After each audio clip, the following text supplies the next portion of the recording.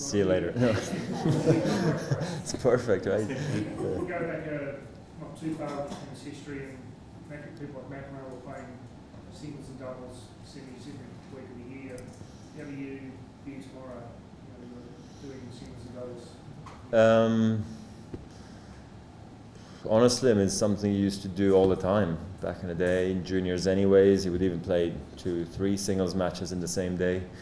And in the beginning of my career, I was playing mostly doubles, even doubles qualifying as well. And you just got to be physically in shape for it, The thing is that it's a trend also started, when it became more and more physical and the conditions started to slow down on tour, that actually more and more of the top guys wouldn't play singles anymore, and that then you felt there was a competitive advantage for those who didn't play for the singles than against those who did play.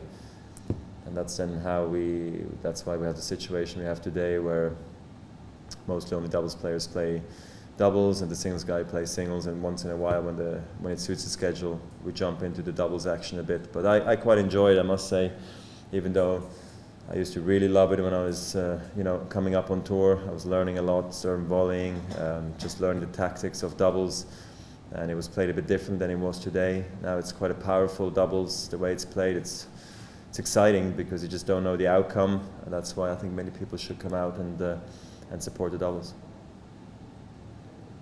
Do you think when you play on such a quick court, a fast court, your level of confidence is higher? Not necessarily, because obviously the margins are smaller on a quicker court, because if, like, let's say the first game, I do get broken because he hits a few good shots and maybe I serve one, maybe maximum two serves not perfect, you're right away in trouble, which on a slower court is not going to happen that quickly. So I feel probably a bit more confident on a slower court against the normal player. Against the top guys, they can also play very well on the faster courts as well. So I just think the margins are smaller overall on a quicker court. But tonight I felt very good against Matosevic, who can play very dangerous. He's got a good enough serve, he's got a good enough return as well. But I was able to control most of the match except the very beginning, and for that I'm very happy. How do you find playing a match like that with such a fanatical little corner of fans on his side? I mean, I'm used to it, I play many guys who get home support, so it's something today that doesn't affect my mind out there, thankfully. But in the beginning of my career, you get a little antsy and you just feel the pressure more because they're singing there just right next to you and all those things. After an ace, they're chanting. After double fault, they might be chanting, even though they're always very fair throughout. And I mean, by now we almost know each other because I've played so many Aussies over the course of my career, and at the end it's all respect and nice, and I'm happy they're out here supporting their players. It's good. How do you think Charlie will speak today? I don't know. We've never played him. We were supposed to play in Basel, I think, at the first round last year, and then he pulled out for some reason. And then I played a lucky loser, so that would have been it. So this has been.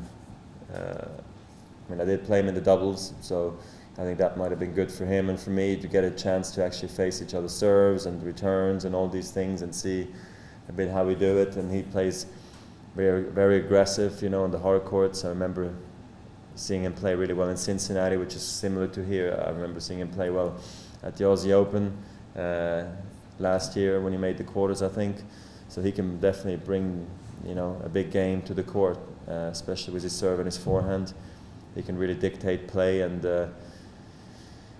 I got to be well prepared. So we'll see how I sleep first, and then I'll call him up in case I wake up, so we're on even terms. No, I don't know.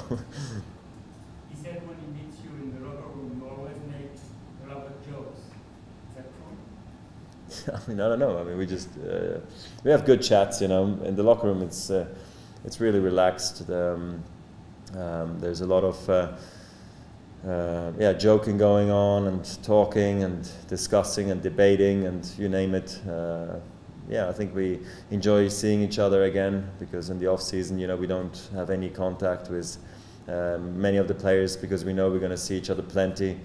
Then when the next year rolls around, and he's always super friendly and very laid back, so I always enjoy when he's around, and we always have a longer chat than with other players, and he's fun, so I'm looking forward to playing against him.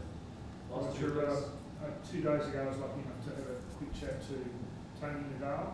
He suggested that for a top player, it's better to play Brisbane in the lead up to an Australian Open than Doha, because there's, this year there's 5 top teners at Doha. Your thoughts, and was that a factor in your decision to play here? Yeah, I mean, I think it's all a matter of priority, of where you live as well. As an Aussie, yeah, I'd say Doha and then Australian Open be the wrong thing to do. But if you're Qatari, then I'd say it's better to play Doha and then the Australian Open probably. So it depends on where you come from. So I wonder then why his nephew's playing Abu Dhabi against all top 10 players and then goes play Doha, you know. So I don't quite understand what he's trying to say. But I think this is a great preparation. So there's no doubt about it. Now I've seen it for the first time being here myself, and I think it's a great preparation.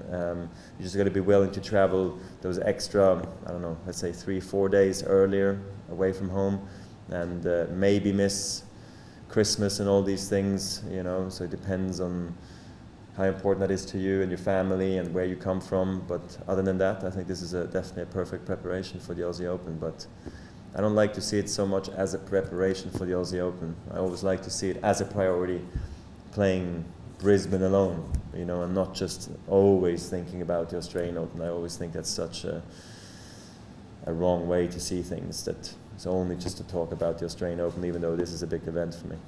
Last one here. What's your, I know you don't like to think beyond the next match, but from the tournament's point of view, results go the way they'd like tomorrow. It's you versus Leighton in the final. Have you given any thought to the possibility of, you know, he's a good friend of yours, you get together, you used to play together, the possibility of playing someone like him here, like the tournament would like?